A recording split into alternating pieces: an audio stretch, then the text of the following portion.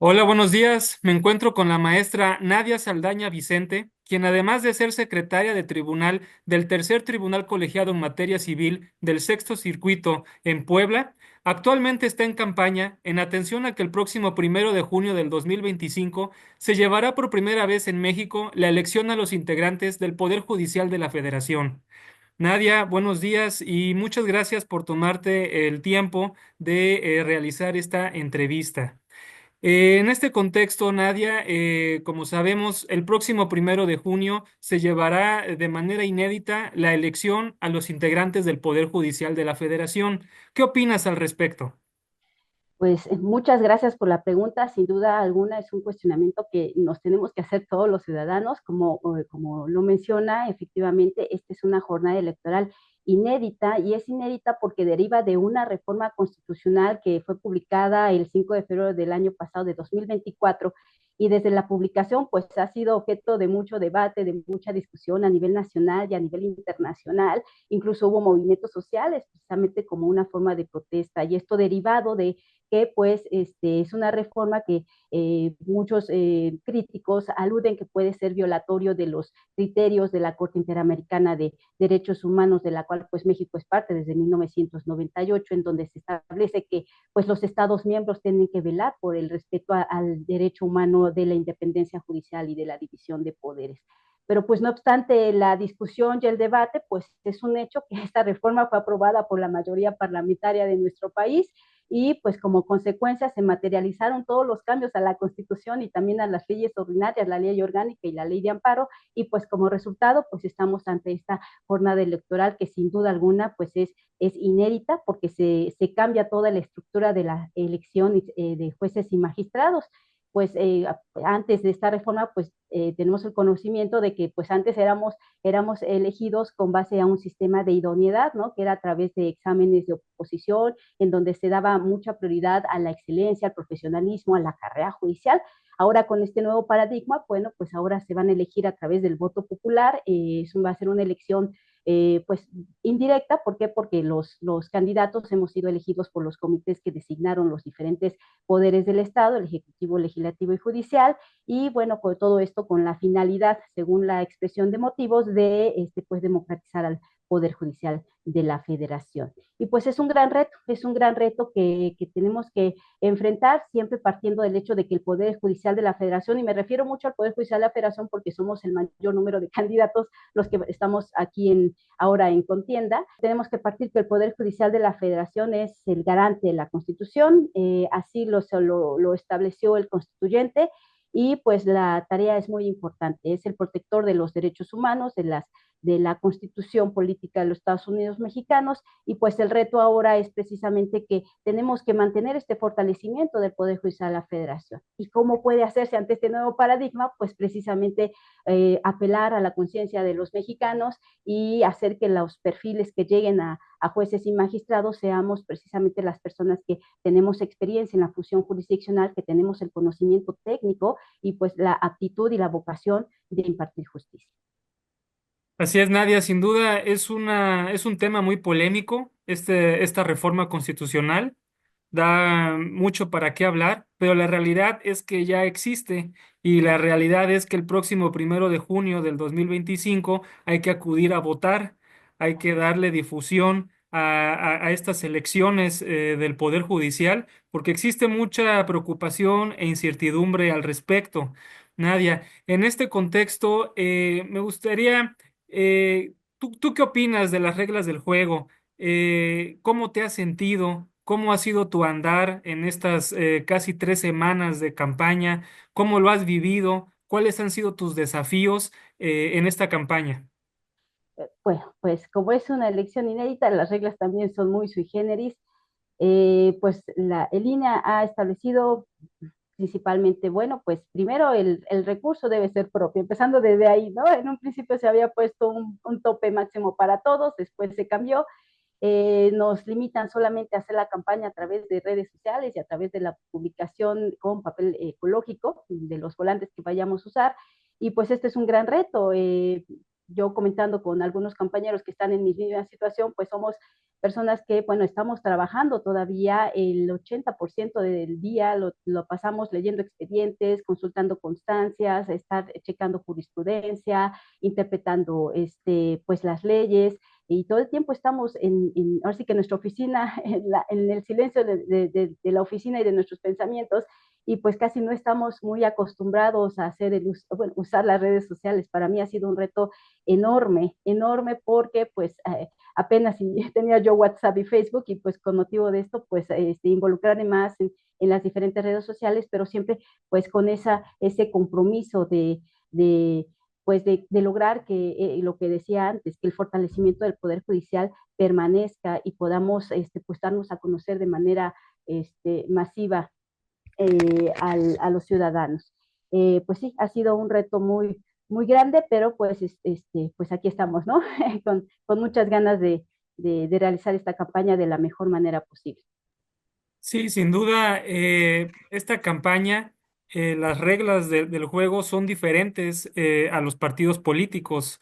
En este caso, de las personas juzgadoras que están compitiendo para estas nuevas jornadas electorales, eh, hay muchas reglas del juego que cambian y que pudieran impactar quizás en los diferentes perfiles que existen, porque hay perfiles que vienen de una trayectoria judicial, como es tu caso, pero también existen perfiles que no vienen de una trayectoria judicial, es decir, son perfiles que han tenido el tiempo de poder promoverse en redes sociales. A diferencia de los que están en una carrera judicial que su tiempo le han dedicado precisamente a prepararse, a estudiar y han sido absorbidos tanto por sus compromisos laborales como sus compromisos familiares y les ha impedido invertir su tiempo en una exposición en redes sociales. Y quizás eso pueda ser una desventaja en los perfiles, ¿verdad? Y en este contexto, Nadia, ¿qué opinas del nivel de abstencionismo? Bueno, pues si en las jornadas secundarias realizadas por los partidos políticos, pues es poca la participación, es entendible que en una elección tan inédita como la que estamos ahorita realizando, pues se presuma de que va a ser una participación baja. Pero bueno, aquí es cuando hay que apelar a la conciencia del mexicano sobre la importancia que deben de pues ejercer este voto, precisamente porque lo que se va a elegir es a quienes van a impartir justicia en nuestro país. Es entendible, ¿no? Que se considere que no va a haber mucha gente interesada a ir a votar, pero pues ahí es donde debemos apelar a la conciencia del mexicano y darles a entender la trascendencia que tiene esta elección, pues como lo decía, pues se van a elegir a quienes van a impartir justicia, a quien, en el caso del Poder Judicial Federal, quienes van a determinar sobre la protección de los derechos humanos. Y bueno, sabemos históricamente, en la vida histórica, en la historia política de nuestro país, sin duda el abstencionismo no ha hecho cambios, no ha hecho cambios políticos. El abstencionismo pues nunca ha sido un factor de cambio, sino pues al contrario, al no ejercer el voto, pues lo que conlleva es que si existen errores en nuestro sistema político judicial, pues este permanece. Al contrario, si la gente ejerce su voto, pues es como realmente se realizan los cambios importantes en nuestro país. Sí, mira, el nivel de abstencionismo, como bien refieres, de manera histórica se ha distinguido por ser elevado en todas las campañas, diputado, senador, presidente de la República. Siempre ha existido un nivel de abstencionismo importante en nuestro país. Sin embargo, a pesar de eso, también es importante hacer referencia que no existe un punto de referencia en esta elección al ser la primera vez que se va a realizar. Y eso da la oportunidad de mejorar el nivel de abstencionismo en el sentido de invitar a la gente a que se informe, a que acuda a votar y que revise las plataformas del INE. Ahí viene un apartado que refiere a conócelos y ahí van a poder conocer las propuestas y la trayectoria profesional de todos los candidatos. Esto con la intención de dar difusión a la jornada electoral e invitar a la sociedad a que acuda a votar. Y en este contexto, Nadia, ¿quiénes pueden votar por ti y de qué manera pueden votar? Bueno, pues Las reglas en cuanto a las boletas de elección, bueno, el INE ha establecido diferentes colores. En el caso de los candidatos para magistrados de circuito, la boleta es de color rosa. A las mujeres nos colocaron en la columna izquierda. Entonces, en mi caso, yo estaré en la boleta rosa, en la columna izquierda, con el número 13. Yo fui propuesta por el Comité del Poder Judicial de la Federación y mi nombre va a aparecer de apellidos al nombre, como Saldaña Vicente Nadia. Ahora, ¿quiénes pueden votar por mí? Bueno, pues el INE también a raíz de todas las reglas sui generis de esta elección, pues determinó que los distritos electorales, a fin de empalmarlos con los distritos judiciales, en el caso del estado de Puebla, pues los dividió en el distrito 1 que comprende las colonias del norte de la ciudad, así como los distritos del norte del estado, y el distrito 2 que comprende las colonias del sur de la ciudad de Puebla, así como los distritos judiciales del sur del estado. Entonces, bueno, pues están las colonias del sur, de los que recuerdo, pues es San Manuel, Xilotzingo, todas las demás, y está Atlisco, Tehuacán, Izúcar de Matamoros, a Jalpan, y bueno, otras que no recuerdo. Ah, perfecto, Nadia. Y aquí también es importante aclarar a la sociedad que esta es una votación que va a ser distinta a las que estamos acostumbrados. Nosotros como sociedad estamos acostumbrados a la de partidos políticos, en donde uno acude y hace un tache en la boleta electoral. Aquí va a ser distinto. Aquí hay que Así. poner un número y además seleccionar un color específico acorde a la candidatura que corresponda. Por eso es importante ir informados para que el ciudadano ya tenga presente el número que va a indicar en la boleta según el candidato que va a favorecer. Y también otra diferencia que es importante mencionar es que nosotros estamos acostumbrados a que una boleta electoral equivale a un voto. Y aquí va a ser distinto. Aquí una boleta electoral puede valer más de un voto. Y van a haber distintas boletas electorales con distintos colores según el cargo. Y esto es algo que pudiera quizás confundir a la sociedad. También se dice que el lugar donde se va a votar aún no es muy claro. Es decir, el INE no ha dicho vas a votar en donde usualmente va uno a votar, ¿no? A una escuela, a un parque, a donde estamos acostumbrados. Aquí va a ser diferente, ¿no?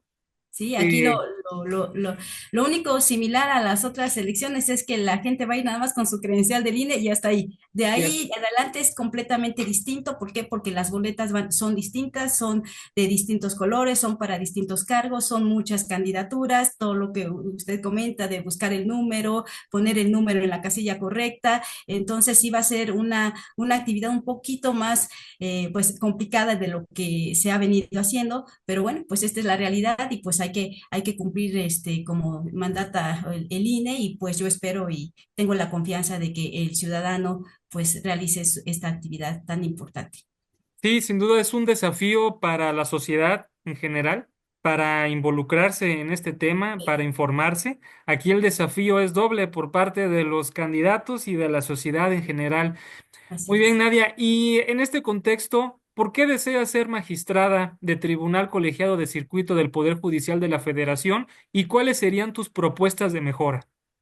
Pues muchas gracias por la pregunta, la agradezco infinitamente. Sí, bueno, pues yo desde que egreso de la universidad, mi proyecto de vida siempre fue el de formar parte del Poder Judicial de la Federación, hacer carrera judicial, profesionalizarme y hacer mi trabajo de la mejor manera. Y pues una de los retos es precisamente pues ser titular, en este caso, de un tribunal colegiado. Estoy consciente de la importancia que actualmente es que un Poder Judicial federal esté integrado por los mejores perfiles y es por eso que yo me postulé a participar en esta candidatura, porque sé que tengo el conocimiento, tengo vocación, tengo una experiencia basada en una carrera judicial de 23 años de servicio, en donde he tratado de que mi actuar se rija siempre conforme a los principios que establece la Constitución y el propio Código del Poder Judicial de la Federación, que es la independencia judicial, la imparcialidad, la objetividad, la excelencia, el profesionalismo y bueno, basada en las virtudes que el mismo código también establece, el código de ética, que es el humanismo, el compromiso social, la sencillez y pues el reto es muy grande, pero estoy dispuesta pues, a cumplirlo precisamente porque estoy consciente que la impartición de justicia no se improvisa. El dictar sentencias no es para tener popularidad o el reconocimiento de las partes o de ningún tipo de grupo de poder, sino que las sentencias tienen que dar credibilidad y tienen que dar certeza al justiciable. Y esto se va a lograr cuando una sentencia esté fundada, motivada y tenga argumentos sólidos basadas en pues todo lo que hemos realizado durante todo este tiempo, lo que es unas interpretaciones, obviamente las clásicas, pero también interpretación conforme, aplicar los que son los criterios internacionales, los criterios nacionales, realizar el uso de los protocolos que la Corte pues ha emitido.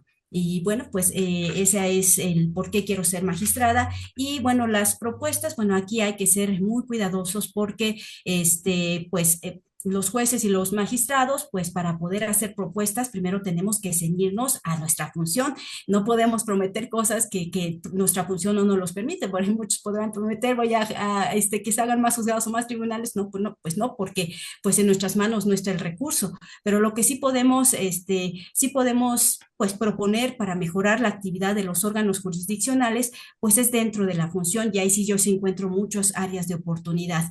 Actualmente el Consejo de la Judicatura nos ha proporcionado plataformas digitales para poder llevar a cabo audiencias y diferentes actuaciones jurisdiccionales. En tribunales colegiados no se ha hecho mucho porque estamos muy acostumbrados todavía al sistema por escrito de que vayan las partes, pero bueno, si hay personas que tengan una dificultad de movilidad y les cueste trabajo acceder al edificio, tomar el elevador, pues podemos ahí en ese momento, obviamente respetando las formalidades de las actuaciones, utilizar estas plataformas digitales y llevar a cabo pues lo que son las diferentes diligencias.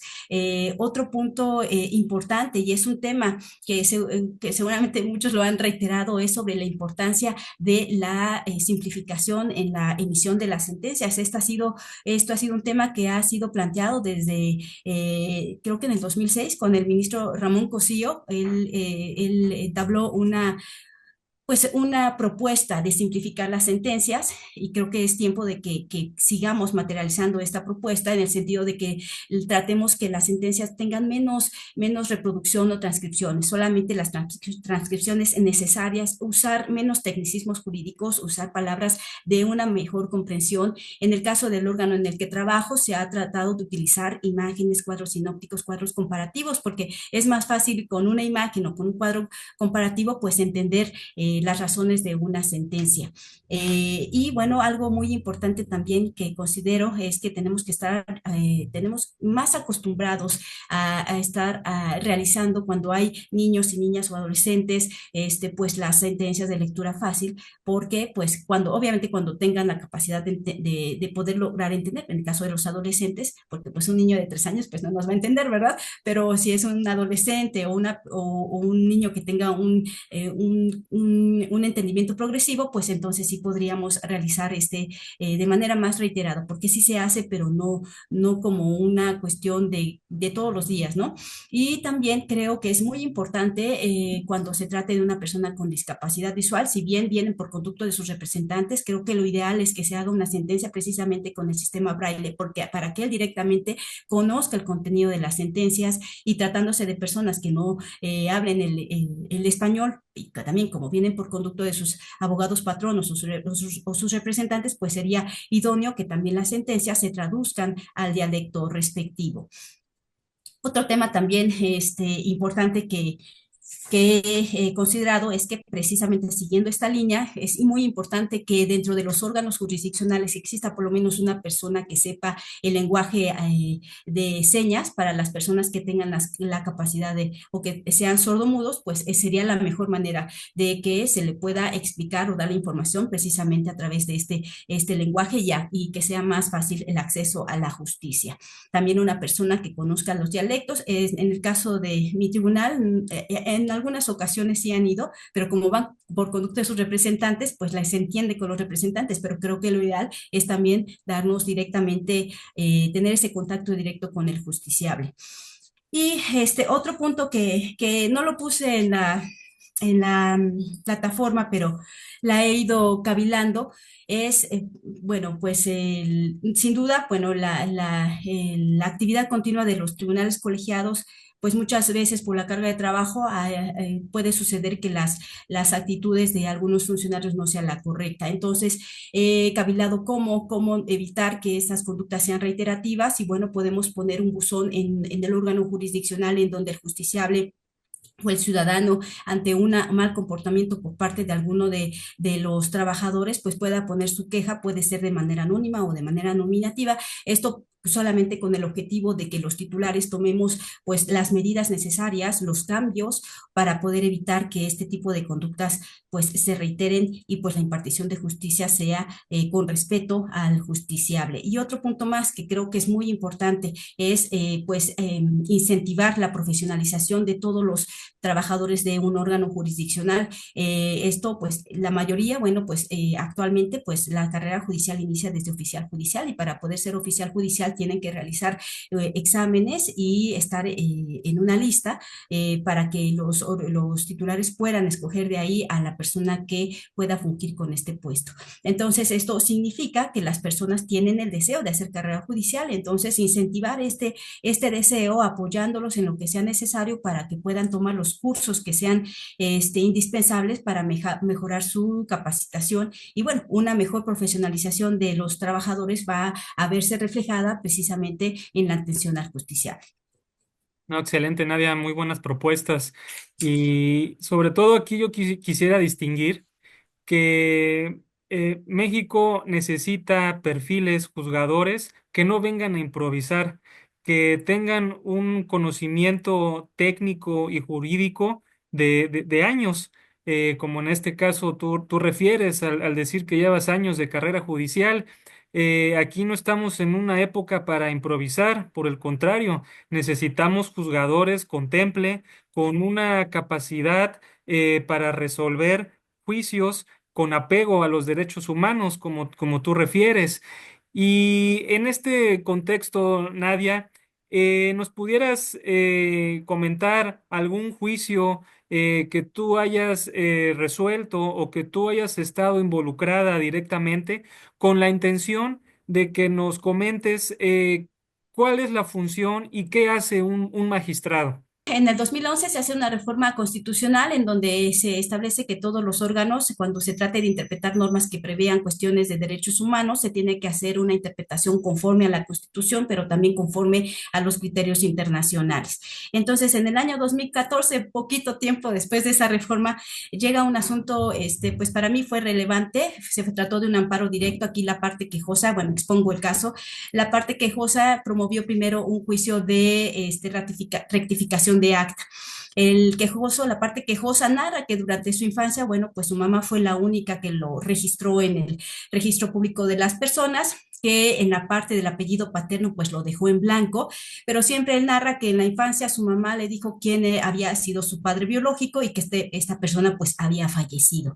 Después la madre entabla una relación pues de concubinato con otra persona y esta persona decide pues darle el apellido aquí a la parte quejosa, pero pues la parte indica que durante toda su infancia fue una relación pues un poco tortuosa. Esta persona nunca le dio ese cariño, nunca fungió propiamente como su padre, nunca incluso lo presentó a su círculo familiar, lo cual le generó pues un agravio desde pequeño, siempre se sintió excluido y cuando él empieza pues ya a adquirir la mayoría de edad, pues siempre se autonombra con el apellido de su padre biológico y pues él refiere que incluso ante sus compañeros, ante la sociedad, incluso en algunos documentos, él siempre se había puesto el apellido de su padre biológico. E incluso refiere que el padrastro, por decirlo de una manera, tenía algunas incluso averiguaciones previas por violencia infantil. Entonces, cuando adquiere ya la mayoría de edad, pues primero él promueve una jurisdicción voluntaria de información ad perpetuam, esto es para que una autoridad jurisdiccional pudiese determinar que ante la diferencia del nombre registrado en el acta y el nombre que tenía en los diferentes documentos que en ese momento él presentó, pues era la misma persona. Soy la misma persona, pero me hago llamar de dos maneras distintas, incluso presento algunos testigos en donde dieron, pues, expresaron su dicho. Posteriormente, en el transcurso de, ya encontramos el otro micrófono. Bueno, así la tengo ya para ya no evitar. Él promueve esta rectificación, el procedimiento de rectificación de acta, precisamente aludiendo que pues le causa un agravio utilizar el apellido de una persona que para él nunca fue su padre y sobre todo que no va acorde a su realidad social, cómo él quiere que lo identifiquen y cómo quiere verse identificado por la sociedad. El juez de primera instancia, pues que le declara improcedente, admite, desahoga las pruebas, pero la declara improcedente porque dice, no te puedo cambiar el apellido porque al momento de cambiarte el apellido estoy trastocando la afiliación. Si te pongo el apellido de esta otra persona, tú vas a adquirir derechos de herencia, alimentos y todo lo que conlleva. Y pues no te puedo declarar procedente tu acción, te la declaro improcedente. El quejoso, pues obviamente se va a la segunda instancia, vuelve a reiterar sus agravios y refiere es que lo que yo pretendo con mi acción no es trastocar o adquirir derechos de filiación con terceras personas. Yo solamente quiero que mi nombre que está en el acta sea acorde con mi realidad, como yo quiero que la gente me identifique y pues sobre todo que me cause un agravio, vuelvo a reiterar, me causa un agravio que mi nombre no sea acorde con mi realidad social.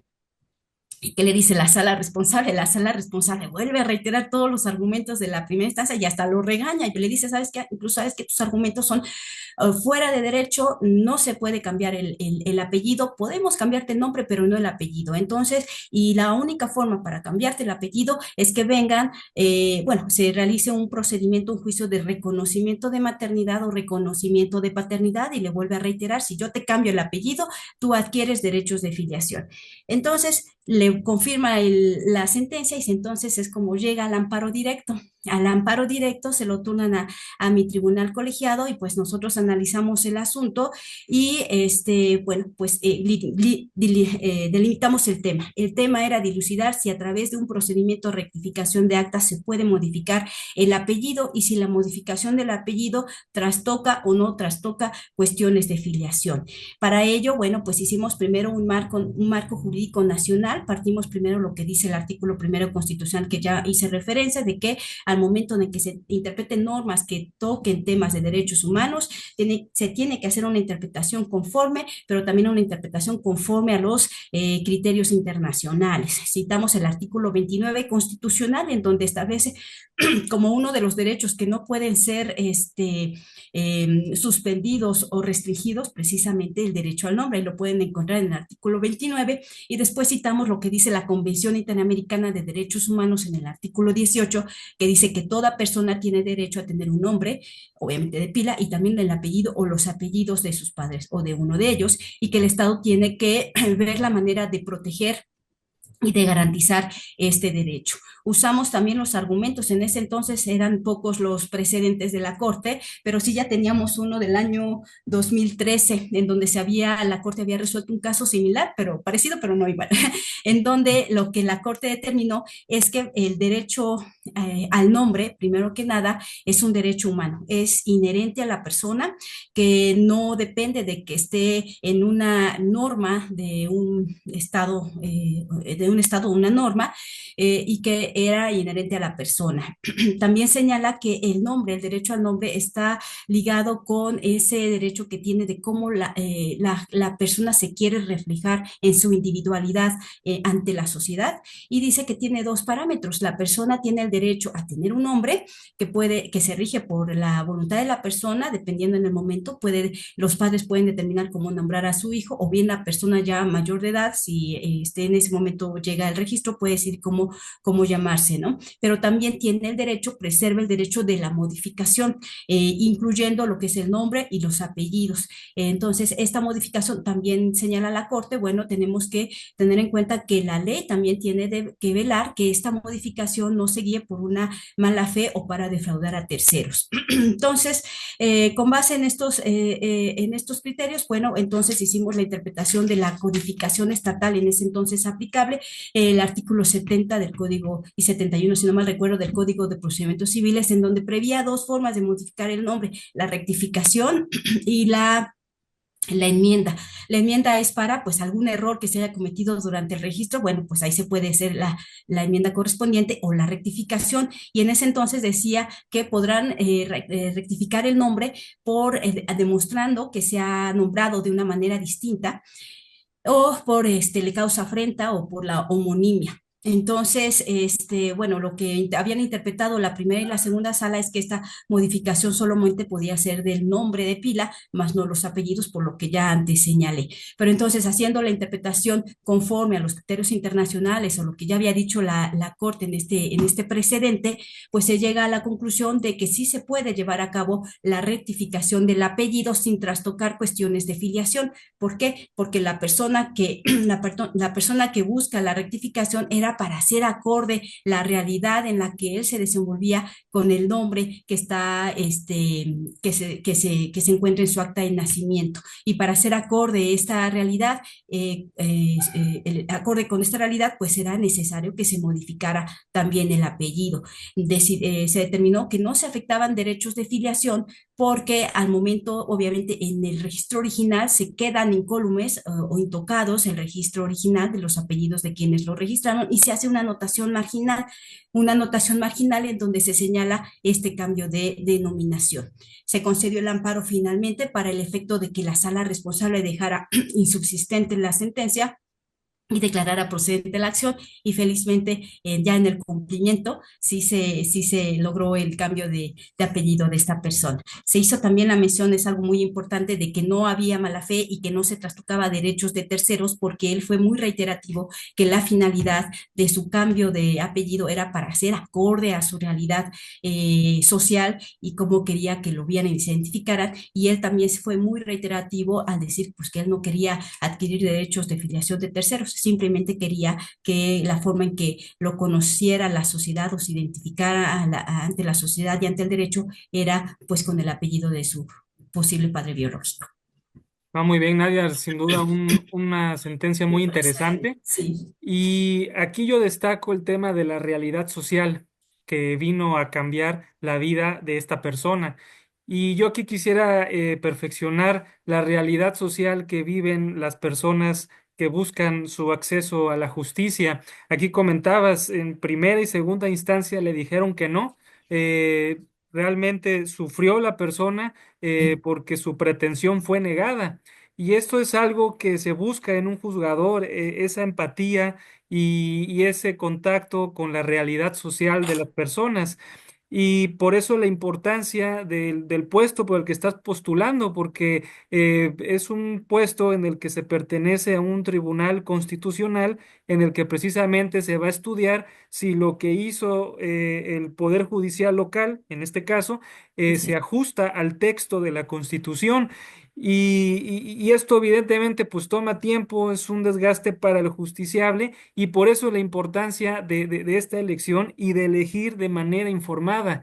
Este ejercicio que hacemos en la oficina tiene como finalidad visibilizar a las personas que están postulándose y sobre todo que están adentro del Poder Judicial de la Federación, porque muchas veces existe mucha incertidumbre en qué hace un magistrado, en qué es siquiera un tribunal colegiado y de qué manera al ciudadano le pudiera ayudar la existencia incluso de un tribunal colegiado. Y aquí se está visibilizando la importancia de elegir a un magistrado o una magistrada integrante de un tribunal constitucional. No, excelente, Nadia, tu aportación y tu participación en este asunto que seguramente cambió la realidad de esta persona. Y hablando de temas familiares o de temas del nombre, como el que nos comentas, pues recientemente se publicó en el Diario Oficial de la Federación el Código Nacional de Procedimientos Civiles y Familiares, precisamente, el cual de manera escalada, digamos, a través del tiempo, se irá implementando en las diversas entidades federativas. Y aquí ya tienes, digamos, nos comentaste una experiencia en donde Se trató de un nombre y se trató sobre un código civil o un código de procedimientos civiles local que en próximos años ya no va a ser el que se va a aplicar, ya no va a ser el vigente, ahora va a venir uno nuevo que va a ser para todo México. ¿Qué nos puedes comentar al respecto? Pues gracias por la pregunta, sin duda es el tema del día ahora sí que en los grupos de abogados, efectivamente. El Código Nacional de Procedimientos Civiles, primero hay que partir del hecho de que fue una propuesta por el entonces presidente de la República, Enrique Peña Nieto, el que impulsó a que se realizaran unos diálogos para mejorar la justicia cotidiana, entendiéndose por justicia cotidiana todos los asuntos de materia civil y familiar, porque era el 70% de los asuntos que se resuelven en los juzgados de México. Con motivo de este diálogo se llegó a la conclusión de que la percepción que tenía el justiciable es que era una justicia lenta, costosa, discriminatoria, y pues, ¿qué más? Compleja. Entonces, esto motivó que pues se llevaran a cabo una reforma constitucional. Para hablar del Código Nacional hay que saber por qué se emite este Código Nacional y se reformaron tres artículos de la Constitución. El artículo 16 que establece que en los procedimientos, en los juicios y en los procedimientos que se siguen en forma de juicio se tiene que priorizar la oralidad. El artículo 17 se estableció que al momento de resolver los asuntos se debe de priorizar la resolución del fondo sobre cuestiones procedimentales y obviamente el artículo es el 73, fracción 30, en donde se le da la facultad al Congreso de la Unión para poder emitir este Código Nacional de Procedimientos Civiles y Familiares. Los ejes rectores de este código, como bien lo mencionas, es precisamente pues la oralidad, la protección de derechos humanos, lo que busca es estandarizar precisamente los términos y los procedimientos. Entonces, algo muy importante es que, bueno, pues, bueno, lo que señalas de la entrada en vigor hay que tener mucho cuidado porque sí, en efecto, el decreto inició al día siguiente su publicación. Recordemos que la reforma creo que fue en el 2016, 2019 y se llegó hasta 2023. Tuvieron que pasar muchas acciones de inconstitucionalidad porque se tenía la duda si a pesar de que ya existía el Código Nacional, entonces las locales también podían modificar los códigos cuando ya no tenían la competencia en los congresos. Bueno, hay varios asuntos que motivaron, incluso hubo amparos contra la omisión porque tardaba el Congreso en emitir el código, entonces fue cuando se concedió el amparo y se le dio un ultimátum al Congreso para que lo emitiera, se le ampliaron 2 veces los plazos para que lo hiciera y finalmente en el 2023, 7 de junio, si no mal recuerdo, fue cuando se emite el decreto y en los transitorios hay que tener mucho cuidado porque dice que el decreto inicia al día siguiente su publicación, pero como bien lo señala, la aplicación es de manera gradual. En materia federal hay que tener también mucho cuidado porque en materia federal se dice que entrará en aplicación una vez que se cuente con previa solicitud por parte del Poder Judicial de la Federación, la declaratoria de inicio por parte de la Cámara de Diputados y de Senadores, lo cual aún a la fecha no ha sucedido, y en los congresos el símil, cuando se declare la iniciación de vigencia de los congresos estatales a petición del Poder Judicial del Estado. Hay que tener mucho cuidado porque el código actual es el Código Federal de Procedimientos Civiles, que es el código supletorio a muchas leyes, entre ellos la ley de amparo. Entonces, con el inicio con este decreto y con la reforma apenas que tuvo la ley de amparo, motivado de toda la reforma constitucional y todo lo que venimos haciendo, ahí ya se señala como código supletorio el Código Nacional, pero como todavía no hay una declaratoria por parte del Senado y de los diputados, pues entonces tenemos que seguir aplicando el Código Federal. Entonces hay que tener mucho cuidado. Pero algo también muy importante es, bueno, hay muchas cosas, yo creo que si nos pasamos hablando del Código Nacional, ahorita nos pasamos como una hora más porque tiene muchas cosas muy importantes. Yo solamente voy a tocar tres cositas que son de vital importancia. Primero, la oralidad. Nos olvidamos del procedimiento escrito, el 90% de los asuntos van a ser llevados de manera oral, con excepción de las acciones colectivas. Ahora van a ser dos audiencias, por regla general, la preliminar y la de juicio, muy similar a lo que se ha venido con la práctica de los juicios orales mercantiles, en donde pues ya la parte actora va a tener que llegar con sus alegatos de inicio, con su teoría del caso y en algunas ocasiones en la misma audiencia se concentra entra, se celebra el desahogo de las pruebas, se concluye con los alegatos de cierre por ambas partes, incluso el juez tendrá que ya emitir la sentencia de manera oral, no verbalizarlo como normalmente muchos hacen, que yo emito mi sentencia y me la pongo a leer, ¿no? En ese momento el juzgador deberá explicar de manera verbal la resolución de la sentencia.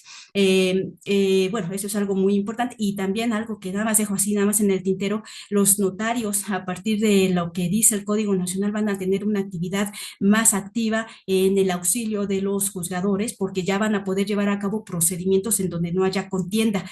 Algo interesante es en el caso de los divorcios bilaterales, en donde si los dos cónyuges quieren divorciarse y no tienen hijos o si tienen hijos ya son mayores de edad, ya van a poder ir ante un notario y el notario va a llevar a cabo el procedimiento. Los sucesorios testamentarios, cuando los herederos estén de acuerdo, ¿sabes qué? Ya no vamos a ¿cuánto se tarda un juicio sucesorio? Imagínate, hay asuntos que llevan Años. años y ni siquiera se ha llegado a la segunda o tercera etapa y pues bueno, son asuntos muy largos. Pero en este caso, cuando son sucesorios testamentarios y los herederos están de acuerdo de ir a un notario, pueden escoger así que el notario de su confianza, ahí ya no se aplica la regla de la competencia y pues ahí solucionar. Obviamente, en el momento en que haya un conflicto y alguien diga yo no estoy de acuerdo, pues entonces tendrán que consignar el expediente a la autoridad jurisdiccional. Tratando de sucesiones intestamentarias también, en su caso, también podrán llevarse a cabo ante el notario, pero ahí sí cumpliendo con las reglas de competencia. Algo también importante, bueno, pues son las cuestiones familiares. En el artículo 355 es un código que se ha comentado en varios foros porque en materia familiar se le da la facultad al juzgador de allegarse de todas las pruebas con el objetivo de conocer la verdad de los hechos. Él puede allegarse de manera oficiosa de las pruebas que estime necesarias y desahogarlas. Eso a la fecha no se realiza y Una es litis abierta. exactamente. Y bueno, medidas de protección también en materia familiar, bueno, también puede haber medidas de protección en los demás asuntos civiles en donde esté de por medio una persona vulnerable, una persona mayor de edad, un menor de edad, una persona con discapacidad. En la audiencia preliminar, en la primera etapa que se realiza sin videograbación, pueden pedir las partes que se realice una medida de protección, la cual después va a ser valorada por el juez en la segunda etapa preliminar, podrá ser aprobada y después también podrá ser revisada en la audiencia de juicio. En tratándose de materia familiar, precisamente lo que son asuntos de alimentos, guardia y custodia, convivencia y otras, bueno, pues ahí, dada la urgencia y dada la situación muy delicada de los asuntos, el juez de manera urgente e inmediata, en plazos muy cortos, podrá realizar estas medidas que pueden ser desde la separación del victimario del lugar en donde del domicilio familiar o donde habite con la posible víctima, podrán dar auxilio también a la posible víctima para poder entrar al domicilio y sacar sus pertenencias o las pertenencias de trabajo. Algo muy interesante, el embargo de los bienes, porque luego cuando hay los alimentos, pues el deudor alimentario con tal de no tener bienes que donde le puedan cobrar los alimentos, pues los dilapida, los vende, los regala. Entonces aquí ya hay una medida de embargo para evitar ese tipo de dilapidación y bueno, hay otras más que, bueno, que no me vienen a la mente, pero que también es un tema que va acorde con los principios que rigen este nuevo Código Nacional de Procedimientos Civiles. Sí, sin duda, este tema del nuevo Código de Procedimientos Civiles y Familiares es muy polémico y da para muchos temas y muchas horas de conversación, pero lo cierto es que viene a satisfacer una necesidad social. Existía un rezago, era muy complejo, muchos formalismos, tomaba mucho tiempo un juicio civil. Ahora existen mecanismos para solucionar la controversia como comentas, a través de un notario, por decir un ejemplo, ¿no? Que viene a eliminar tiempos, viene a eliminar rezagos y como seguramente sucedió en el asunto que nos comentaste que resolviste, ¿no? Que pasó por una etapa muy larga, quizás con este nuevo código, esa es la expectativa, reducir los tiempos para que las personas logren su objetivo que pretenden de una manera más económica y más rápida. Y no, muy bien, Nadia, por tus aportaciones. Y viendo aquí tu librero que tienes atrás, me llama la atención un libro que hace referencia a qué justicia queremos. De Ramón Eh, Cosío. ¿Qué Ujú. nos pudieras comentar al respecto? No, precisamente derivado de todo este tema, precisamente lo compré para ver la visión del ministro Cosío. Él definitivamente habla sobre la importancia de la independencia judicial, habla de la importancia de la función que hacen los tribunales colegiados, que esa trascendencia que radica de que en las sentencias que se emiten precisamente se va a determinar la forma en que debe de ser interpretada, cómo debe ser aplicada las leyes, las normas por parte de las autoridades responsables, en muchos casos sobre si existe o no la posibilidad de excluirla del ámbito jurídico por ser inconvencional o inconstitucional. Habla sobre la importancia de que precisamente exista una imparcialidad y vocación por parte de los titulares que imparten justicia. Entonces, es un libro muy bueno, lo recomiendo. Lo encontré ahí, creo que en Sanborns. Eh, sí, invito a la lectura. Perfecto, sí, realmente necesitamos en México una justicia que dé paz social, que Así resuelva es. los problemas sociales. Yo vuelvo a insistir, necesitamos gente preparada, con conocimiento de derechos humanos, que no venga a improvisar y que tenga, que sea buena persona. Yo diría que eso es lo que se requiere en esta próxima elección. Y Nadia, ¿algún mensaje que quieras dirigir a la sociedad en lo general? Pues son muchos mensajes, pero bueno, creo que lo esencial es que estamos en un momento de cambio, en un momento muy importante y trascendente para la realidad mexicana. Estas elecciones, esta jornada electoral va a ser un parteaguas en la justicia de México. Se van a elegir a quienes, como lo mencionas, van a ser quienes impartan justicia. Yo en este momento me enfoqué al Poder Judicial de la Federación, en donde se conocen asuntos de una gran importancia desde la que son las acciones de inconstitucionalidad, las controversias, los juicios de amparo, pero ya hablando precisamente, tocando antes la justicia cotidiana, pues en los órganos del Poder Judicial locales, ahí se ven cuestiones de en primera instancia de familia, de posesión, de propiedad. Entonces va a ser muy importante que las personas que ocupemos los puestos a nivel federal como a nivel local seamos las personas idóneas, que tengamos, que erijamos nuestro actuar conforme lo que ya había yo señalado, conforme a los principios, y el mismo libro también lo señala, lo que es la impartición de justicia basada en independencia judicial, en la imparcialidad, en la objetividad, en el profesionalismo y pues en la excelencia. Tenemos, como también lo señalabas, bueno, la impartición de justicia, y como también lo dije, no debe improvisarse, y la mejor manera es que lo realicen personas con seriedad, con compromiso, con vocación, con diligencia, con responsabilidad. Es por ello que yo invito que este 1 de junio pues voten por Nadia Saldaña Vicente. Soy candidata a magistrada de Tribunal del Circuito, estaré en la boleta rosa, en la columna izquierda, número 13, pero sí invito a la gente que sea un voto informado. Sé que cuesta, sé que es más fácil decir no voy a votar porque así yo ya no me informo, porque ese día me voy a ver el fútbol o voy a comer con mi familia, que es muy válido, pero tengamos la conciencia que es una actividad cívica que requiere México hoy más que nunca. Sí va a conllevar a que pues chequen las plataformas, que chequen este tipo de entrevistas que gentilmente usted nos permite, que cheque los currículums vitae, todo lo que nosotros subimos. Tenemos las redes sociales, bueno, obligados por esta nueva forma de hacer campaña, pues en las redes sociales subimos pues nuestra perspectiva de lo que es para nosotros la impartición de justicia, la importancia, la trascendencia, nuestra visión de mejoras y pues nuestro currículum. Y pues sí, soy una persona optimista. Yo así que espero que sean elecciones que sean para bien, para mejorar nuestro país, para mejorar la realidad social y jurídica en México. Sí, aquí el mensaje, abonando a tu participación, es invitar a la sociedad a que se informe. Existe mucha información sobre estas elecciones. El INE dio una plataforma para que cualquier ciudadano pueda meterse y pueda investigar las candidaturas existentes. Esta reforma a la sociedad en general nos dio un nuevo derecho. Ahora vamos a poder votar juzgadores, y ese nuevo derecho me ha permitido, en lo que respecta a la oficina, poder entrevistar a diversos candidatos, algo que antes no se podía. Ahora, con este nuevo derecho hay que usarlo, hay que informarse, hay que investigar por qué dar el voto a tal candidato o por qué no.